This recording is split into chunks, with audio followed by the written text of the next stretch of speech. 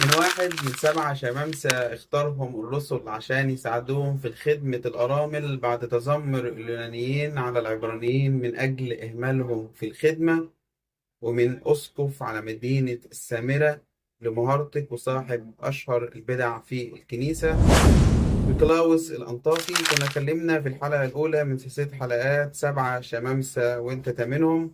اتكلمنا عن القديس بروخورس وقلنا إنه وصل إنه بقى أسقف وأحد ال70 رسول في الكنيسة، وإنه نال إكليل الرسولية في نهاية حياته. كنا قلنا أسامي ال7 شمامسة وما ذكرناش اسم قديس قبل القديس نيكلاوس، وسألنا سؤال في نهاية الحلقة الأولى وقلنا لو تعرف ليه ما قلناش القديس نيكلاوس اكتب لنا في التعليقات. الحلقة دي جاي أجاوبك وأقول لك إنه نيكولاوس هو اسم يوناني معناه المنتصر على الشعب.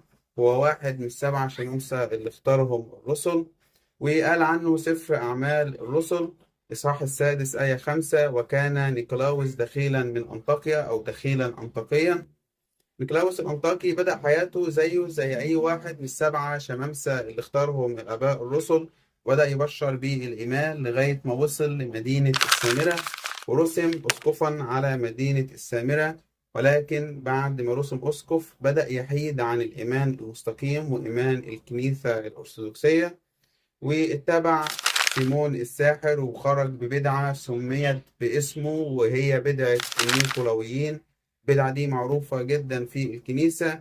البدعة كانت عبارة عن إن هو أباح ما يذبح للأوثان، وكمان قال إنه الله مش هو خالق الكون وإنه في قوة أخرى غير الله هي اللي خلقت الكون. ده غير إنه كان بيبيح العلاقات خارج الزواج.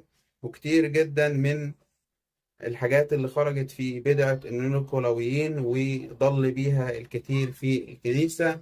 عشان كده الكنيسة أبعدته من منصبه وتحول من أسقف على مدينة السامرة لصاحب هرطقة في الكنيسة، وكأنه زي ما في يهوذا في الرسل في نيكلاوس في ال7 شمامسة. لو الحلقة عجبتك اعمل لايك، شير في القناة، فعل الجرس، اشترك في قناتنا على اليوتيوب، تشاركها مع أصدقائك. أشوفكم الحلقة الجاية شماس جديد. ما تنساش 7 شمامسة وأنت تمام. سلام.